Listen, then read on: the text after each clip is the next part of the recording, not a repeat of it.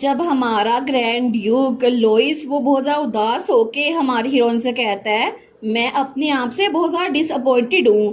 तो हमारी हीरोइन तो उसको बड़े प्यार से देख रही थी। वो सोचती है मुझे यकीन नहीं होता लोइस वो इतनी सीरियसली बात कर रहा है, लेकिन वो उसके एक्सप्रेशन देखकर सोचती है ये कितना क्यूट लग रहा है ना। वो दिल में सोचती है इसके सल्की एक्सप्रेशन तो बहुत ही ज़्यादा क्यूट है, लेकिन तब वो भी सीरियस हो गई थी। वो सोचती है इडियट, क्या ये टाइम है हंसने का? मैं तो सच में ग्रैंड चीज हूँ, लेकिन मैंने अपनी ज्वेलरी को कोलेट्रल रखकर पैसे उधार लिए थे और मैंने इसके बारे में पहले सोचा नहीं था। लेकिन जब ये बात बाहर निकलेगी कि ग्रैंड डचीज ने अपनी ज्वेलरी उधार रखकर पैसे उधार लिए हैं, तो फिर इससे ग्रैंड ड्यूक की डिग्निटी पर कितना डैमेज पड़ेगा ना। और इसके अलावा वो दिल में सोचती है मुझे लगा नहीं था कि बैंक में कॉन्फिडेंशियलिटी होगी नहीं, और बैंक के मैनेजर ने तो ऐसे ही खुद ही ग्रैंड ड्यूक को बता दिया, लगता है प्राइवेसी कोई है ही नहीं। और उसने तो कहा था मुझसे जितने चाहे उतने पैसे उधार ले सकती हैं। तो तब हमारी हीरोइन हमारे ड्यूक की तरफ भटते हुए कहती है आई एम सॉरी, मुझे लगता नहीं है कि ऐसा कुछ है कि मैं आप पे ट्रस्ट नहीं करती। ये बात बिल्कुल भी नहीं है। मुझे बस अपने पर्सनल मैटर के लिए प्राइवेट फंड्स चाहिए थे, इसी वजह से मैंने आपसे मदद नहीं मांगी। लेकिन आप तो बहुत ज़्यादा हर्ट हो गए होंगे ना। और तब उसके बाजू पे रखती है, वो कहती है लोइस आप तो हमेशा मुझे हर एक चीज़ डिटेल से बताते हैं, इसी वजह से प्लीज अपसेट मत होइएगा। मैं भी अगर मुझे किसी चीज की जरूरत पड़ी तो आपको जरूर बताऊंगी, और इस बार मेरी गलती थी, मुझे आपसे बात करनी चाहिए थी। तो हमारा ग्रैंड ड्यूक वो ब्लश करते हुए कहता है प्लीज ऐसी चीजें मत कहे ना, आपकी गलती नहीं थी।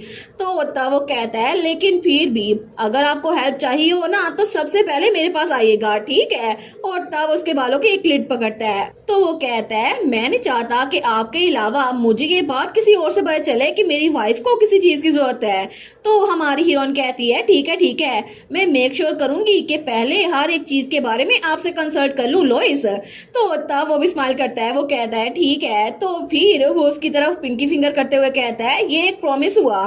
तो तब हमारी हीरोइन को याद आता है जब उसने पिछली बार हमारे लोइस को पिंकी प्रॉमिस करना सिखाया था। वो कह रही थी बिल्कुल ऐसे करते हैं, अपनी ये फिंगर बाहर निकालें। तो हमारी एनेट वो सोचती है इसको याद था कि पिंकी प्रॉमिस कैसे करते हैं। वो कहती है मैं भी प्रॉमिस करती हूँ। वो दिल में सोचती है एज एक्सपेक्टेड ग्रैंड ड्यूक तो बड़ी जल्दी सीख लेते हैं, लेकिन वो सोचती है बैंक का मैनेजर उसको ये बताने की जरूरत ही क्या थी कि मैंने पैसे उधार लिए हैं। ऐसा लगता है कि मैं उसको छोड़ूंगी नहीं। आखिर उसकी कस्टमर की तरफ सेंस ऑफ लॉयल्टी कहाँ चली गई? जरा अगली बार मिलना मुझसे, फिर तुम्हें बताऊंगी। और तब दूसरी तरफ हमें वहां पर एक और घर दिखा जाता है जहां पर बहुत ज्यादा सोने के सिक्के और कुछ डॉक्यूमेंट्स पड़े हुए थे। तो वो आदमी सोचता है डैम इट, एलकैरेट ने सारे की सारी इन्वेस्टमेंट वो वापस कर दी। आखिर हुआ क्या होगा? ये तो डेफिनेटली ऐसा अमाउंट है ही नहीं जो कोई ऐसे ही रीपे कर दे, वो भी इतनी जल्दी। और वो था एसोसिएशन मर्चेंट गिल्ड का हेड।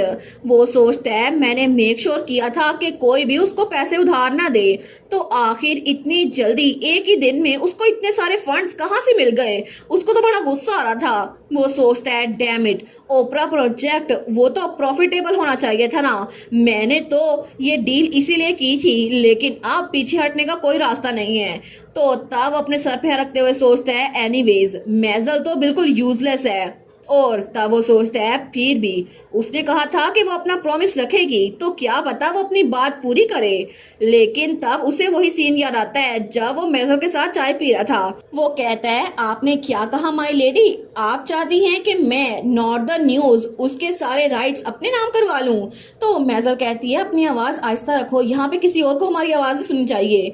वो सोचता है ग्रैंड डची के असैसिनेशन के इंसिडेंट के बाद मैं पहले ही डिफिकल्ट पोजीशन में था, और अब ये मुझसे कंसल्ट किए बगैर मुझे किसी ऐसी चीज में धकेल रही है।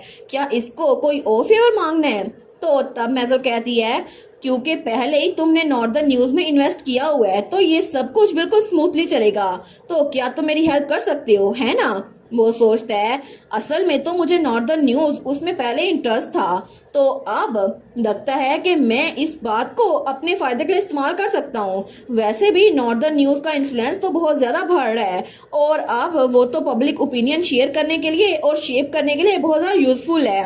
इसके अलावा ग्रैंड डचीज उन्होंने मुझे मर्चेंट एसोसिएशन से बिल्कुल अलग कर दिया, एक नया शॉपिंग डिस्ट्रिक्ट बनाकर। मेरी पोजीशन तो बहुत ज़्यादा ऑकवर्ड हो गई है, और अगर ग्रैंड डचीज को मैं थोड़ा सा भी नुकसान पहुंचा पाऊँ ना तो ये अच्छा रहेगा, मेरा बदला भी पूरा हो जाएगा। तो तब वो कहता है लेकिन इसकी एक कंडीशन है। तो मेजल कहती है एक कंडीशन? वो कहता है बिल्कुल, मैंने सुना था कि हर हाइनस के साथ जरूर कोई ना कोई छोटा सा इंसिडेंट हुआ था। तो मेजल जल्दी से कहती है मुझे इस बारे में कुछ भी नहीं पता। वो सोचता है कोई पास से गुजरती हुई चूंटी भी बता सकती है कि ये तुमने करवाया था, लेकिन वो उससे कहता है ऐसा लगता है कि ग्रैंड डचीज के यहाँ पर आने के बाद उनका इन्फ्लुएंस बढ़ता जा रहा है। मैं तो बस इस बारे में बात कर रहा हूँ कि अभी लेक साइड शॉपिंग डिस्ट्रिक्ट के पास एक नया फेस्टिवल होने वाला है, और क्या ये अच्छा नहीं होगा कि वहां पर थोड़ी सी ट्रबल कास्ट की जाए, क्योंकि वो ई फेस्टिवल वो जल्दी आएगा, है ना। तो मेजल सोचती है ये मुझे बता रहा है कि मैं पिछली बार की तरह मसला खड़ा करूं, लेकिन शॉपिंग डिस्ट्रिक्ट वो भी उस टाइम। तो मर्चेंट एसोसिएशन का हेड कहता है कोई भी आप पे शक नहीं करेगा लेडी मेजल, और आपको क्या लगता है ये तो म्यूचुअल कोऑपरेशन होगी ना। तो मेजल कहती है अभी नहीं, अभी मुझे तैयारियों की जरूरत है। वो कहता है फिक्र मत करें, मैं आपको पूरा का पूरा टाइम दूंगा। तो मेजल कहती है लेकिन तुम मेक श्योर करना कि सारी की सारी इन्वेस्टमेंट तुम वापस ले लो, और इसकी वजह से नॉर्दर्न न्यूज को बहुत ज्यादा मसला हो। वो कहता है जी जी फिक्र ना करें। और तब वो कहता है क्योंकि आपसे एल्कन तो हर किसी से जाके पैसे मांगेगा, लेकिन कोई भी उसको उधार नहीं देगा। ऑफ कोर्स कोई भी उसको पैसे उधार नहीं देगा, और फिर वो रोता हुआ मेरे पास आएगा और अपनी कंपनी मेरे नाम कर देगा। लेकिन तब प्रेजेंट में वो सोचता है आखिर इतने सारे पैसे उसे उधार किसने दे दिए। एनीवेज मैंने वही किया जो मुझे कहा गया था, तो अब मेजल अबोर उसको भी अपना प्रॉमिस रखना पड़ेगा, है ना। ग्रैंड डचीज उसकी इतनी हिम्मत कि उसने मुझे मर्चेंट एसोसिएशन का हेड होते हुए भी सबसे दूर कर दिया, उसको मुझे इंसल्ट करने की कीमत चुकानी पड़ेगी। और तब हमें डायरेक्ट वही फेस्टिवल का दिन दिखा जाता है जब शॉपिंग डिस्ट्रिक्ट ओपन हुआ था। तो वहां पर फाउंटेन चल रहा था, तो वहां पे एक फैमिली भी थी। तो वो बच्चा कहता है वाह नाइट सीनरी और फाउंटेन कितने इनक्रेडिबल है ना। तो वो मदर भी कहती है मैंने कभी इस तरह का पानी नहीं देखा, ये कितना अजीब लग रहा है और कितना ब्यूटीफुल, लेकिन ऐसा लगता है ये किसी दूसरी दुनिया से है। तो वहाँ पे बहुत सारे और लोग भी थे। वो कहते हैं हम लोग कहाँ से देखना शुरू करें। तो वो फैमिली कहती है हम लोग उधर चलते हैं। तो बच्चा कहता है फादर उधर चलते हैं ना, वो स्नैक एरिया है, चल चलते हैं। तो तब वहाँ पे सॉसेजेस लगे हुए थे। तो बच्चा कहता है डैड मुझे एक सॉसेज खरीद के दे देना।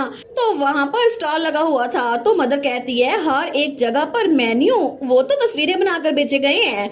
तो वो आदमी कहता है आखिर इस बारे में सोचा किसने होगा, ये तो कितना एक्सीलेंट आइडिया है। लेकिन तभी वो आदमी कहता है मैं इनमें से 3 लूंगा। तो वो औरत कहती है ठीक है अभी लेकर आई। लेकिन तब वो कहती है मुझे लगता है हमारे पास चेंज खत्म हो गया है। तो वो आदमी कहता है ओ नो मेरे पास भी चेंज नहीं है।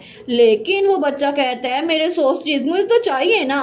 तो वो आदमी कहता है मे भी हम लोग अगली बार खा लें। लेकिन तभी वो लेडी वो कहती है जीरोम जल्दी इधर आओ। तो कोई भागता हुआ आता है, वो कहता है मैं आ रहा हूँ। और जीरोम वही था जो ऑर्फनेज में सबकी हेल्प कर रहा था, वो वहाँ पर काम करने लग गया था। वो कहता है कि आपको कुछ चाहिए। तो वो लेडी कहती है जीरोम तुम यहाँ पर आ गए, मैं चेंज लाना भूल गई, तो क्या तुम मैनेजमेंट ऑफिस से एक्सचेंज करवा के ला सकते हो। वो कहता है जी मैं अभी लेकर आया। लेकिन तभी वो औरत उसको देखती है, वो कहती है वाह ये कितना हैंडसम है ना। तो उसका हस्बैंड कहता है डार्लिंग। लेकिन तभी वो औरत कहती है क्या तुम यहाँ के वर्कर हो।